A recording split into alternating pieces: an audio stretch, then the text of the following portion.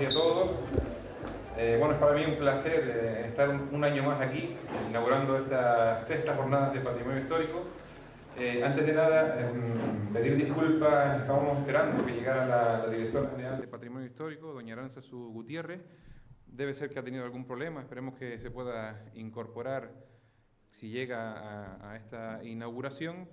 Pero bueno, para no retrasar, porque hoy, para empezar, tenemos un programa bastante atractivo y cargadito de actividades, no queríamos retrasar mucho el comienzo de esta jornada. Yo voy a ceder la palabra a don Antonio Morales Méndez, alcalde del municipio de Agüimes, que va a ser quien presente e inaugure esta jornada, y por mi parte agradecerles a todos la presencia en estas jornadas de patrimonio histórico. Muchas gracias. Bienvenido, como siempre. Es un placer compartir este acto con ustedes, esta sexta edición de unas jornadas que nacen con la vocación de profundizar en nuestro patrimonio, de establecer vínculos con otros espacios históricos como el de Agüimes, con la propia colectividad, con las personas preocupadas por nuestro bagaje cultural, de tal manera que podamos, entre todos, intentar ir dando pasos de cara a potenciar nuestro patrimonio, que por otra parte es una referencia como identidad de nuestro pueblo. Quería decirles, darles las gracias a todos los que lo han hecho posible, desde luego al trabajo que hacen durante todo el año desde el Consejo de Patrimonio Histórico, gracias a sus miembros, a su dedicación, a la labor que realizan, que nos sirve mucho desde la institución, porque nos sirven de guía, de orientación, sus opiniones son opiniones las que para nosotros sirven mucho a la hora de elaborar nuestras propuestas de trabajo. Propuestas que en estos momentos les quiero decir, les quiero invitar además a participar. Estamos en el proceso de revisión del PEPRI de Agüimes. Tendrá una exposición pública, pero desde luego les animo a que desde este momento profundicen en ello, estudien la documentación y que puedan algunos llegarnos observaciones, ideas sobre las propuestas que estamos realizando. Quería compartir con ustedes también que durante el mes de noviembre vamos a estar en una representación de este ayuntamiento en Chicago, porque la ONU nos ha seleccionado para estudiar la propuesta de trabajo de este ayuntamiento con opción a un premio en buenas prácticas en recuperación del patrimonio histórico-artístico. Por lo tanto, quería compartir también eso con ustedes en estos momentos. Y por otra parte, decirles que hemos expuesto en las nuevas oficinas municipales una maqueta que tiene que ver, lo verán también en el proceso del PEPRI, pero desde luego en la voluntad del ayuntamiento de hacer en torno al casco histórico de Agüimes un gran espacio cultural y de ocio que permita una expansión natural del casco histórico, por otra parte un desahogo que nos permita en el futuro ir controlando actividades que en estos momentos no benefician del todo al patrimonio artístico. Por lo tanto, quería decirles que estamos trabajando en estos tres proyectos, en este modelo de desarrollo para el municipio, y invitarles a que lo podamos compartir, a que lo trabajen con nosotros, y estamos abiertos a escuchar todas sus opiniones y sugerencias. Y bueno, darles las gracias a todos los ponentes, a toda la gente que hacen posible las jornadas, luego a Casa de Betania por cedernos como siempre la instalación, y bueno, desear que las jornadas sean de provecho para todos. Muchas gracias. Que se hagan una idea, como bien saben, luego terminaré esta presentación con el día de hoy, pero mañana miércoles 13 tenemos a las 8 de la tarde una ponencia, en este caso es un proyecto final de carrera de Gisela Valerón Lemaur, de aquí, de una vecina del municipio de Agüimes, que hizo este proyecto final de carrera titulado Recorrido y propuesta señalética del Monumento Natural del Barranco de Guayadeque. Y a continuación, a las 8:30, tendremos una ponencia también interesantísima titulada Origen y pervivencia genética de los aborígenes canarios en la actualidad. En este caso, ponencia que realizarán dos profesores, el doctor Vicente Martínez Cabrera de la Universidad de La Laguna y el doctor José Pestano Virito de la Universidad de Las Palmas de Gran Canaria.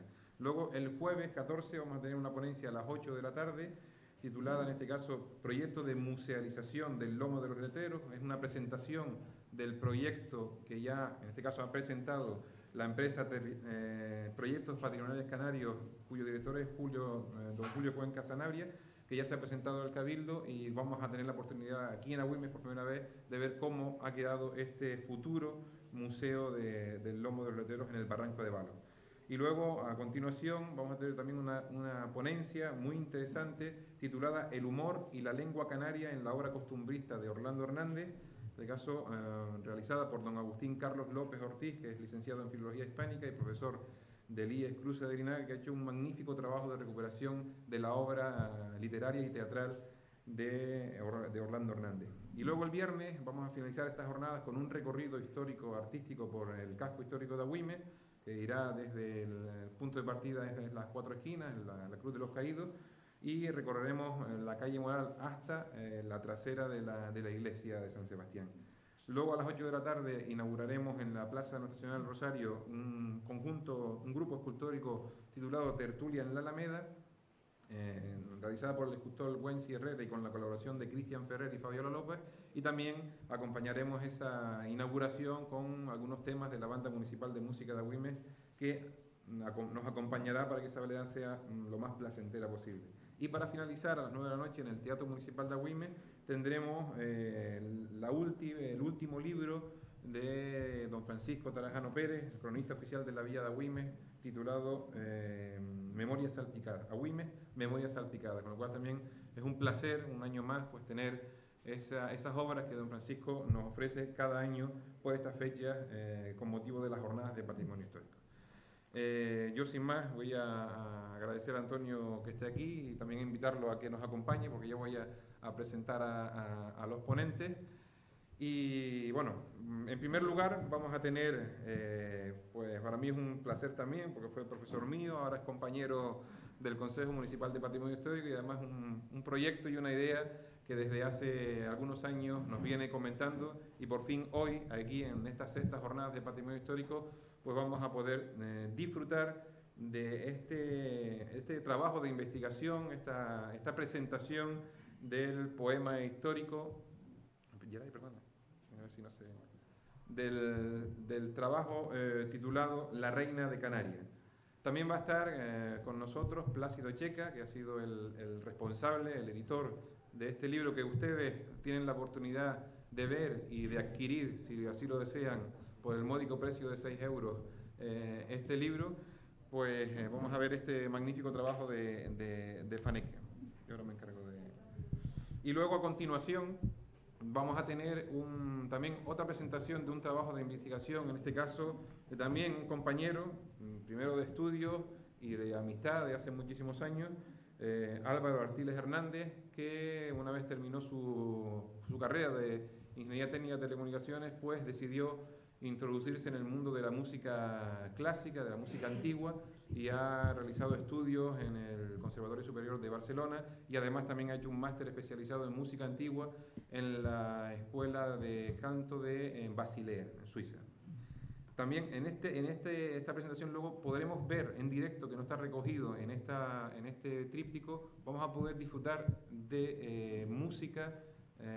Álvaro en este trabajo de investigación ha recuperado música del siglo XVII, la música que se hacía en el siglo XVII en la Catedral de Santa Ana en Las Palmas, y vamos a poder ver hoy aquí en directo música barroca del siglo XVII.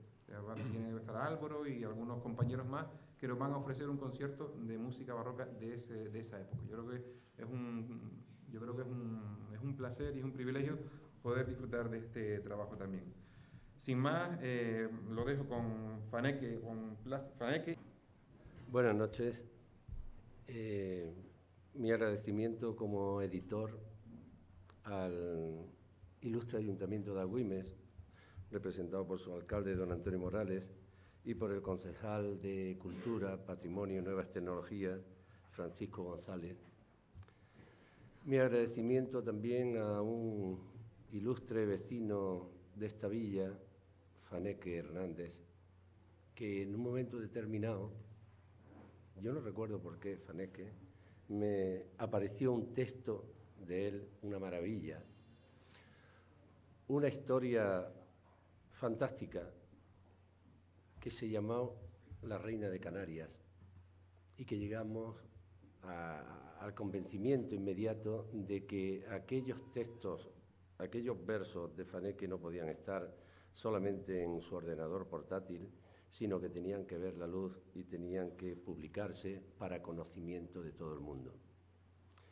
Eso ha sido posible por dos cosas, porque hay un ayuntamiento que ha colaborado, el Ayuntamiento de Agüimes, y porque hay un escritor con bastante obra literaria escrita, pero inédito todavía hasta la aparición, literariamente inédito, hasta la aparición de La Reina de Canarias. La editorial a la que represento, la editorial Can, es una editorial pequeñita, una editorial de artesanía, que hace fundamentalmente también libritos pequeños, libritos de artesanía también, lo llamamos nosotros pequeñas tentaciones de papel. Son libros auténticamente de bolsillo, es decir, te caben en el bolsillo y además te puede durar la lectura de uno de estos libros, pues lo que un ida y vuelta en guagua de Agüimes a Las Palmas y vuelta para acá, ¿no? O un viaje en avión a Tenerife, no mucho más. Son libros que intentan recuperar el patrimonio histórico de las Islas Canarias. La colección en la que aparece el libro de Fanecke Hernández se llama Episodios Insulares. Fue, bueno, una idea, una ocurrencia de un profesor de literatura que lleva ya un montón de años dando clase, que es quien les habla, y que siempre se había planteado que Benito Pérez Galdós escribió y publicó, él mismo se autopublicaba, los episodios nacionales, pero nunca en los episodios nacionales de Benito Pérez Galdós aparecía un rastro de la historia de Canarias. Profundizando un poco en eso, claro, Benito Pérez Galdós novela el siglo XIX español fundamentalmente, y el siglo XIX español, pues en Canarias no tuvo la Guerra de la Independencia, que es a partir de la cual surge la idea de don Benito Pérez Galdós. Pero bueno, se olvidó que Nelson también perdió un brazo en Tenerife, aunque perdiera la vida en la batalla de Trafalgar, ¿no? Y con esas vueltas que da la vida, pues en un momento determinado me planteo pues seguir siendo profesor y también ser editor. Un editor que pudiera recuperar no solo el testimonio de los escritores conocidos y consagrados, en algunos casos, que los tenemos como autores de los episodios insulares, sino también de autores que no eran conocidos y que tenían mucha valía, como el caso que hoy nos ocupa. La colección Episodios Insulares empezó pretendiendo ser 7 libros que los reuníamos diciendo 7 autores, 7 islas, 7 siglos.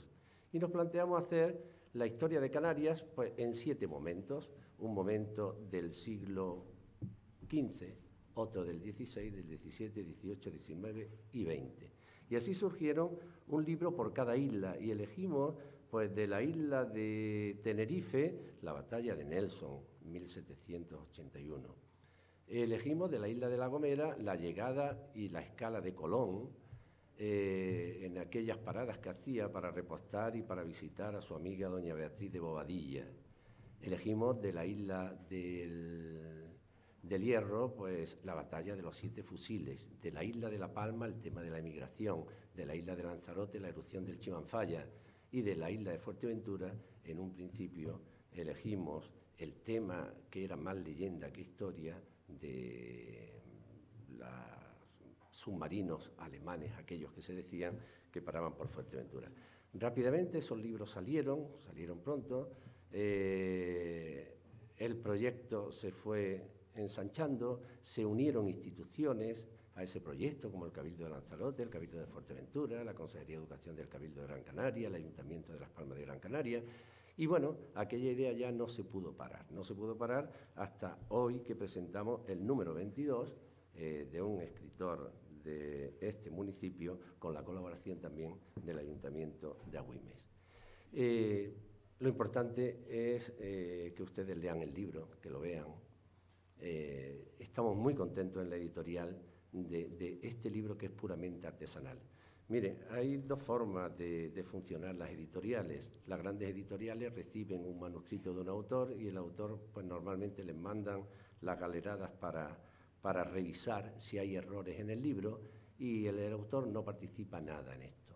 La característica que tiene nuestra pequeña editorial, la editorial CAM, es que hacemos el libro mano a mano con el autor. Eso a mí me ha servido para que quede un trabajo como el que ustedes pueden contemplar ahora, pero también me ha servido para conocer a la persona, al autor que hay detrás de ese libro. Es un libro hecho codo con codo, mano a mano con Faneke en las revisiones, en la decisión de qué ilustraciones se iban a poner en el libro, en qué página iría, si iría mejor en la página 25, en la página 32. Es un libro que ha sufrido eso, un proceso artesanal de mimo del texto literario por parte del autor y mimo por parte de la edición. Aquí cuando nosotros sacamos un libro, un trabajo en equipo, él me decía, hay que felicitar a Cata. Cata es la diseñadora que se ha encargado de diseñar este libro, y yo digo, hay que felicitar al autor por el trabajo tan excelente que ha hecho. Bueno, es el primer poema épico actual que tenemos de lo que es la historia de Canarias, ¿no? Entonces hay que felicitar al autor. En fin, aquí nos felicitamos todos porque es un trabajo hecho poquito a poco, paso a paso, y el resultado final ha sido el número 22 de la colección Episodios Insulares, que hoy me siento muy orgulloso de presentarlo en la Villa de Agüimes. Muchas gracias. Familiares, la familia más próxima, entre ellos mi padre, mi mujer, mis hijos, que han llegado de Rusia y de Madrid a este acto de mi familia de Agüimes, representada por doña María Trabajano. Es un momento muy emotivo para mí en la presentación de mi ópera prima, de mi primera obra literaria. He hecho algunos pinitos en didáctica de la educación como profesor de ciencias sociales, pero ahora me he metido en otras lides literarias, que es la de construir un romance histórico, un poema histórico que fuese fidedigno, tratando de recordar los viejos juglares, del romancero viejo, con los que tanto disfruté, con los poemas con los que tanto disfruté cuando era un niño, pero tratando de ser muy fiel a la historia de Canarias, especialmente a los episodios prácticamente desconocidos, que nadie se ha interesado por el momento en publicarlos, en darles entidad a través de una publicación. Decirles que en esta presentación, en estos minutos que me da el Consejo de Patrimonio para presentar el libro junto con mi editor, no voy a hacer de poeta, no voy a recitarles el poema, lo tienen a su disposición, lo pueden comprar en la mesa que está afuera. No voy tampoco a hacer una ponencia sobre la fundamentación histórica. Agradezco muchísimo al Ayuntamiento y al Consejo que hayan publicado este folleto, este cuaderno de la sexta jornada, donde aparece la fundamentación histórica del poema del libro La Reina de Canarias, para que comprueben que se trata de un trabajo de investigación histórica a lo largo de 2 años, que me ha supuesto toda la dedicación de mi tiempo libre, aparte de mi trabajo como profesor, y con toda ilusión, con toda entrega. No ha sido ninguna carga, por supuesto, para mí todo esto. En este tiempo, agradezco mucho, especialmente en los últimos meses, las exigencias de mi editor, Plácido Checa. Primero recibió mi texto, me dijo de entrada que le había encantado, me animó a mejorarlo y no he parado desde entonces, creo que hace 3-4 meses de esto o un poquito más, pero ha sido muy exigente en el sentido de exigirme fundamentación histórica, aportes didácticos o pedagógicos que puedan ser útiles, porque son libros para los escolares, para los centros educativos, y por eso he construido una presentación PowerPoint útil para los escolares, para mostrar la historia y el poema a los escolares, especialmente de los institutos, y también con una adenda, una especie de un resumen histórico, donde en cada una de las 8 escenas que componen el poema principal de La Reina de Canarias aparecen comentadas de la perspectiva de su argumento, de su historia, es decir, a modo de una narración oral. Por lo tanto, no estoy hoy aquí ni como poeta ni como historiador, sino como profesor de sociales, como juglar contemporáneo, porque voy a contar una historia que es verídica, desconocida para el 99% de la población canaria, y una historia muy dura, muy trágica, y que creo que debe ser conocida y tomar de ella las lecciones correspondientes. Permítanme hacerlo de la forma más gráfica y más amena posible a través de la presentación. El poema histórico La Reina de Canarias tiene un preámbulo y tiene 8 escenas y 3 ultílogos o comentarios finales. De cada uno de esos apartados voy a hacer una pequeña glosa del argumento y de la fundamentación histórica, sin entrar en bibliografía, sin entrar en profundizaciones. Para eso tienen el texto editado, que pueda ser útil para la comprensión del poema. Comentarles, esta primera diapositiva son imágenes de la ciudad de Córdoba. Hace 2 veranos estaba de visita por Córdoba, después de ir a ver a mis hijos a la península. De paso, con el coche nos veníamos por Cádiz y paramos por Córdoba. Fue una sorpresa enorme el encontrarme en el Alcázar de los Reyes Cristianos de la ciudad de Córdoba, sin esperarlo. No sabía que estaba situada allí esta inscripción, un monumento conmemorativo dedicado a la Reina de Canarias. Había oído, hacía algunos años, que existía tal inscripción en Andalucía, pero estaba confuso, pensé que era en los Reales Alcázares de Sevilla. Para mí fue una sorpresa absoluta visitando la ciudad de Córdoba, después de recorrer la mezquita y de acercarme, está a 1 cuadra de distancia, al Alcázar, también junto al río Guadalquivir, encontrarme, después de visitar los jardines, en este patio mudéjar del Alcázar de Córdoba, en un lateral, en una zona a cubierto, encontrarme la inscripción siguiente. Dice aquí: la reina Isabel de Castilla acogió en este alcázar, bajo su protección y cuidado, a la cautiva reina de Canarias. Aquí vivió y alumbró una hija.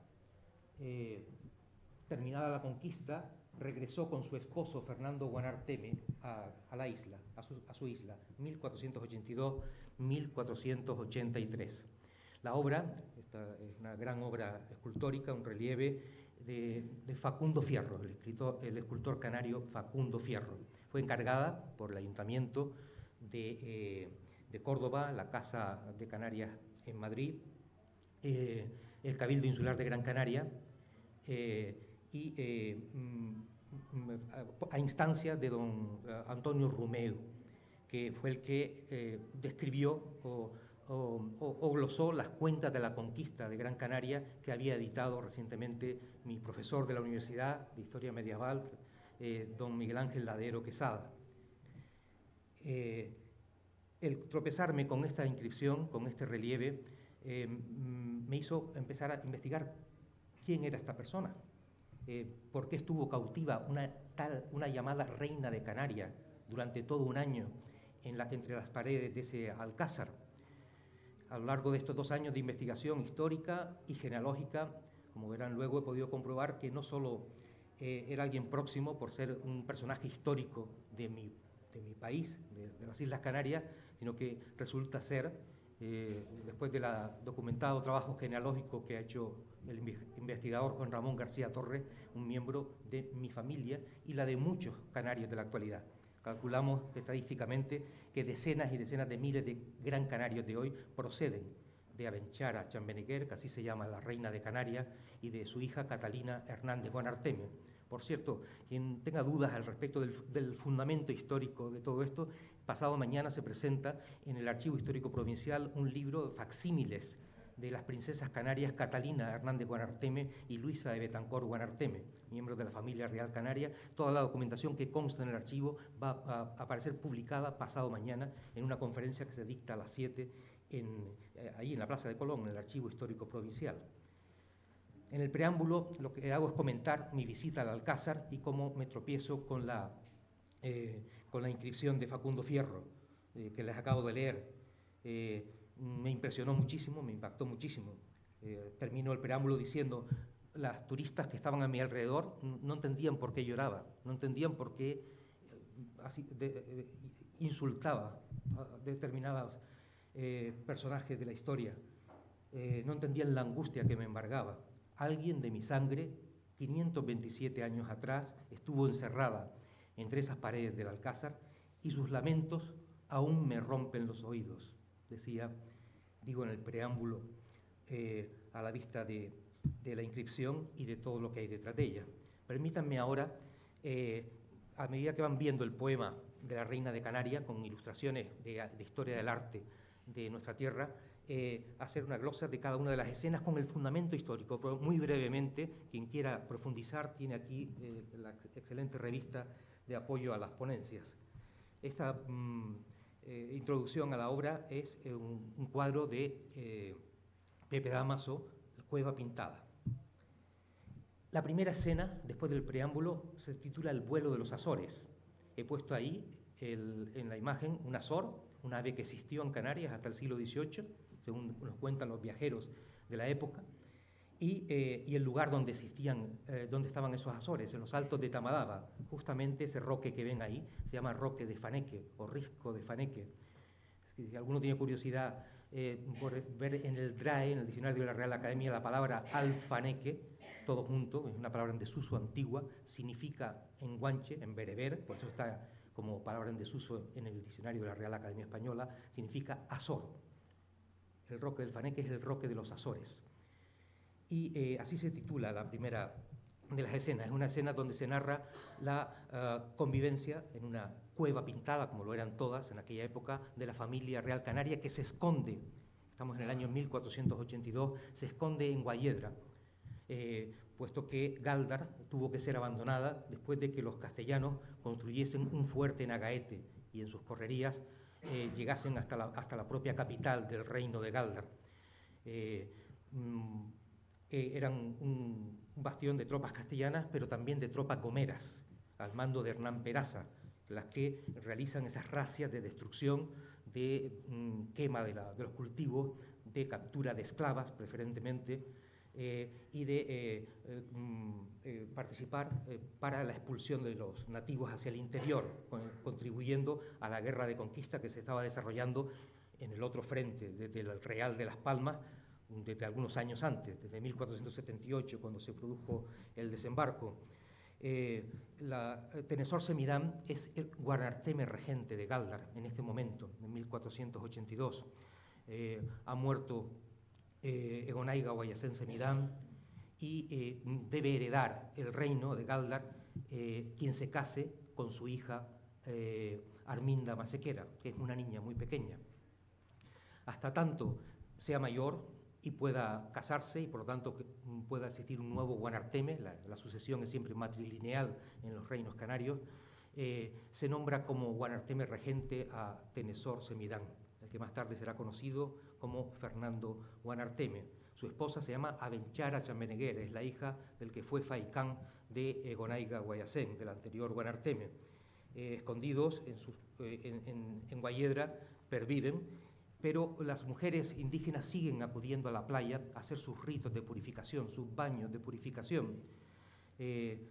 Marín de Cuba recoge crónicas directas, documentos directos primarios, donde se muestra cómo los gomeros y castellanos del fuerte de Agaete hacen correrías a la captura de esclavos por las playas. En una de esas correrías capturan a Abenchara Chambeneguer, la reina de Canarias, la reina de Gáldar, embarazada, en avanzado estado de gestación, no podemos precisarlo exactamente, porque no sabemos el momento exacto de su captura, sí sabemos el momento exacto de su alumbramiento en la ciudad de Córdoba. Esto es una imagen anónima que representa a la princesa Guayarmina. Guayarmina es como se llama a la hija mayor de Tenesor y Abenchara, que era una niña, ya una doncella, en el momento de los hechos que estamos relatando a través del poema histórico. Guayarmina se llamará más tarde, como veremos después, Margarita Fernández Guanarteme, o Margarita Hernández Guanarteme, puesto que Hernández y Fernández se escribían indistintamente en el apellido en honor a Fernando o Hernando de Guanarteme en las crónicas de aquella época. La segunda escena es el Salto de las Mujeres. Hay un sitio en Gran Canaria, cerca de Tirma, en los riscos de Tirma, que se llama así todavía. Subsiste este topónimo, el Salto de las Mujeres. Allí Marín de Cubas nos cuenta una escena como una muchacha rubia sale de una cueva acompañada de una señora mayor, cuando ven llegar a las tropas a la playa, probablemente sea la playa de Faneroque, bajo Guayedra, bajo los altos de Tirma. Narra la crónica cómo cuando van a ser capturadas, la señora mayor coge el cabello de la muchacha, se lo ata al brazo y se lanza con ella al vacío y se despeñan, se suicidan, se inmolan. Pensamos que en esta o en otra de las correrías que describe en las crónicas del fuerte de Agaete pudo ser capturada Abenchara Chanbeneguer. La llevaron inconsciente hasta el fuerte de Agaete y desde allí va a suceder que hay un mediador, un intérprete, por orden de Pedro de Vera, que va a hacer las gestiones de interpretación. Juan Mayor es un indígena de Lanzarote que llevaba décadas en Gran Canaria, fue capturado por Pedro de Vera. Este lo encarga que acuda como espía a el fuerte de Agaete en ayuda de Alonso Fernández de Lugo, el alcaide de la torre. Es este intérprete el que comprueba que se trata de una indígena de sangre real, nada menos que Abenchara Chanbeneguer, la esposa del temido Guanarteme de Gáldar. Inmediatamente la conducen a la península, muy mal herida. No sabemos si de las violencias sufridas en el propio fuerte de Agaete o si de las violencias cuando se despeñó, probablemente cuando la perseguida por los gomeros de las tropas de Hernán Peraza. Inmediatamente la llevan a la península, como les digo, por orden de Alonso Fernández de Lugo, el alcaide de la Torre, y Pedro de Vera, el gobernador de la conquista en el Real de Las Palmas. Sabemos que llega a Córdoba en agosto de 1482 y muy doliente a la muerte, dice la crónica, agonizante. Allí la reciben los reyes católicos, Fernando e Isabel. Allí está instalada la corte en Córdoba. Durante 8 años estuvo allí instalada, durante las campañas de primavera y verano para la guerra contra los nazaríes, contra el reino de Granada. En invierno volvían a Castilla o Aragón, a sus palacios de Castilla o Aragón. Durante primavera y verano, durante 8 años consecutivos, la corte estaba instalada en el Alcázar Nuevo, que más tarde será llamado Alcázar de los Reyes Cristianos de Córdoba. Ahí reciben a la reina de Canarias, así la llaman en las cuentas de la conquista, y concretamente inmediatamente se ponen todos los servicios a su disposición, sanadores, partera, cuidadores, para atender a la doliente, a la mujer que llegaba agonizante. Dicen las cuentas, le dieron purgas, jaropes, medicinas diversas, hasta que logra restablecerse, y se contrata a continuación una partera para hacerse cargo del inminente alumbramiento. Abenchara sabe que va a ser utilizada como rehén, aunque no entiende demasiado bien la situación, porque su marido no es el rey de Canarias, es el regente, pero en la mentalidad de la época castellana, patriarcal, no se podía entender que son las reinas y las hijas de las reinas las que dan la herencia, las dinastías regias, como es el caso de las dinastías canarias.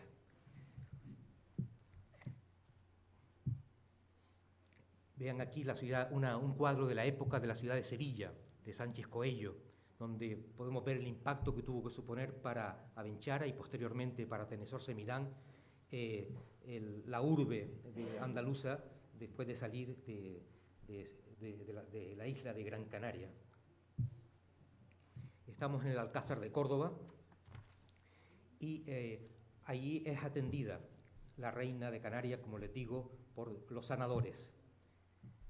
Este es un retrato de Andamana, una talla en madera realizada por Borges Linares, el escultor de Gáldar. Está en las casas consistoriales aparece esta obra de la ciudad de Gáldar. En el capítulo Rendido de Amor contamos los hechos reales de la entrega de Fernando Guanarteme, de Tenezor Semidán. No es capturado, como nos han dicho hasta ahora las crónicas. Podemos comprobar en nuestro estudio que con la apoyatura de historiadores como Dominic Goelfeld, que Fernando Guanarteme se entrega sabe que su mujer, gracias al espía intérprete Juan Mayor, sabe que su mujer está muy mal herida y ha sido llevada a la península.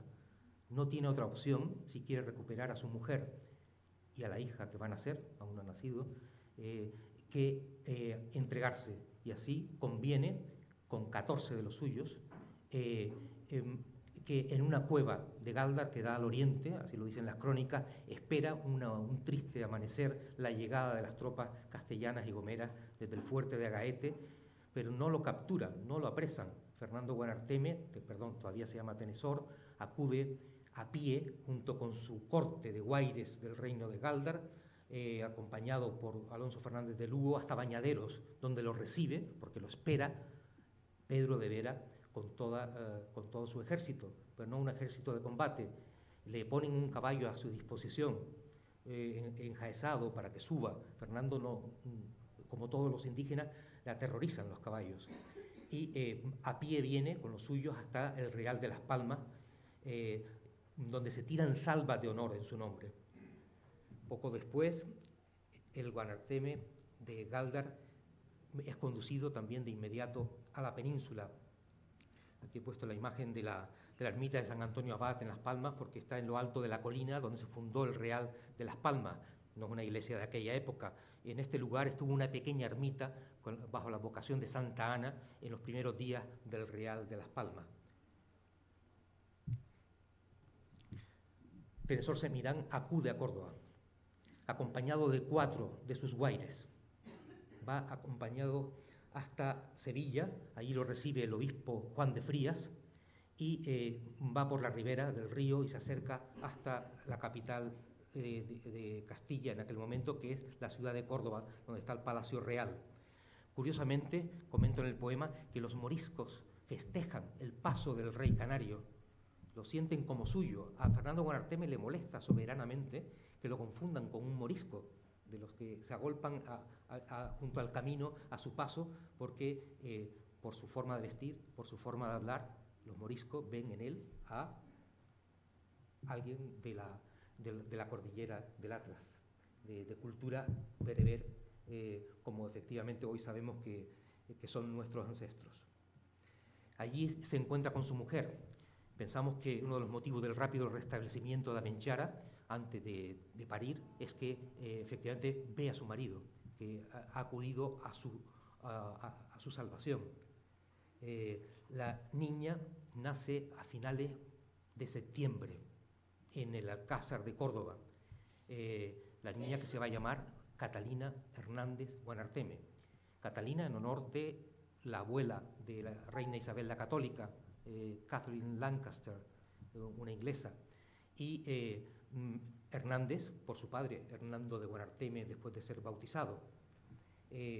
Efectivamente, antes de que nazca su hijo, Fernando Guanarteme firma las capitulaciones de Córdoba y acepta ser bautizado con el nombre de Fernando de Guanarteme. Le respetan el nombre canario en este caso porque interesaba a la corona de Castilla que constase que el nombre de Guanarteme a su vuelta a Gran Canaria para contribuir a la pacificación, para contribuir a la rendición del reino de Telde en Gran Canaria.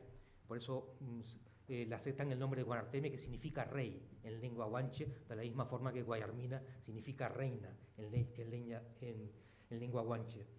Los historiadores hablan de que si Fernando Guanarteme fue bautizado en Calatayud, que si en Madrid, que si en Toledo.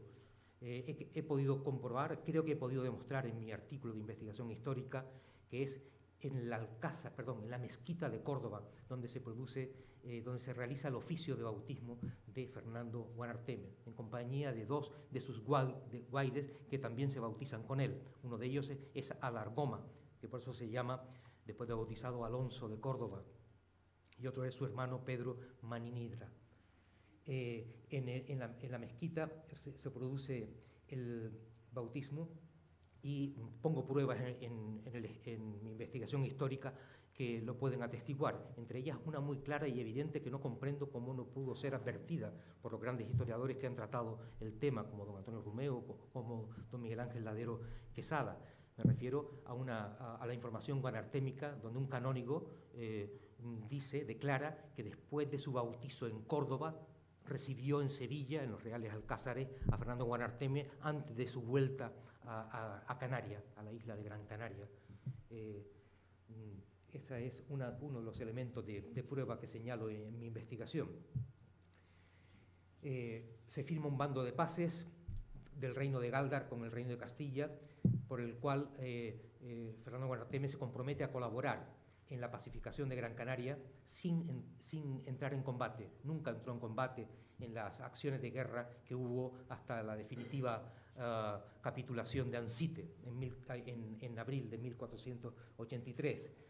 Después de bautizado, recibe el feudo de Guayedra, donde moraban sus ancestros, en las propias palabras de Fernando Guanarteme, y garantiza para los canarios, después de la capitulación, el que no pueden ser esclavos, la libertad para los indígenas. Fernando Guanarteme vuelve enseguida,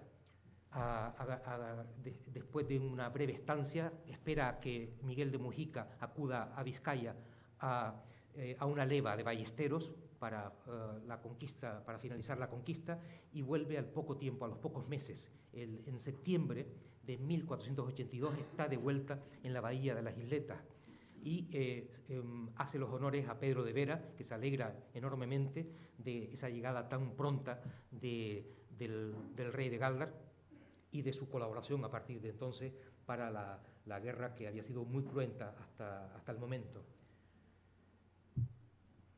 El retorno, les digo, que se produce a finales de septiembre y de inmediato Fernando Guanarteme participa en las acciones de guerra en el Ventaiga, en Ajódar, en Fataga, hasta la rendición de Ancite el 29 de abril de 1483. En los ultílogos, esta es una imagen de don Fernando Guanarteme con ropas castellanas que está en la Plaza de los Heredamientos de Gáldar, obra también de Borges Linares, que es como nuestro González, nuestro Juan González de Agüimes. En los ultílogos, para terminar esta presentación, quiero comentarles cuál fue el paradero de los tres personajes principales del poemario, del romance de la Reina de Canarias. La primera es Abenchara Chambeneguer. Poco sabemos de su paradero, hay dudas. Sabemos que volvió al cabo de un año, la recoge su marido después de la rendición de Ancite. En julio, el 26 de julio, entran en el Real de las Palmas Arminda Masequera, que representa la soberanía real canaria de ambos reinos, de Gáldar y de Telde, y a partir de ese momento Fernando Guanarteme regresa a la península, pasa por Sevilla y de inmediato llega a Córdoba, donde en agosto recoge a su mujer y a su hija Catalina, a su mujer que se llama Juana Hernández y a su hija que se llama Catalina Hernández, ambas como segundo apellido Guanarteme.